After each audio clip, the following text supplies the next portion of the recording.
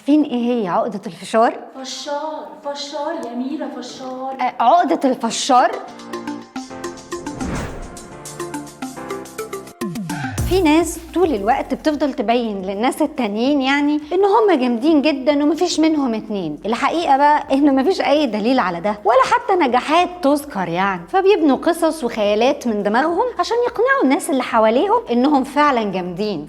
فشار يعني. المشكلة الاكبر انهم بيصدقوا نفسهم. اللي هم بقى مش عارفينه ان الناس عمرها ما صدقت. الناس دي دايما بتكبر من نفسها ومن اي نجاح صغير بيعملوه بشكل مبالغ فيه، وبيقللوا من نجاح اي حد حواليهم، خصوصا الناس اللي بتنافسهم. وبيتخلق من عقدة النقص اللي حكيت لكم عنها عقدة تانية اسمها عقدة الاستعلاء او عقدة التفوق. وده بقى بتلاقيه دايما اناني وبيستخدم كل الناس عشان مصلحته وفاكر نفسه اذكى واحد في الدنيا. بس دي حاجة بتضره لانه مع الوقت لا حد بيبقى بيصدقه ولا حتى بيحترمه. فلو حسيت انك انت مالي بالونتك هوا، تقدر تملاها اي حاجة تفيدك، زي انك تركز على ايه الحاجات اللي بتقدر تعملها وتعمل نجاحات منها بس لنفسك مش للناس. وما تنساش تقول في الاخر يلا نفسي.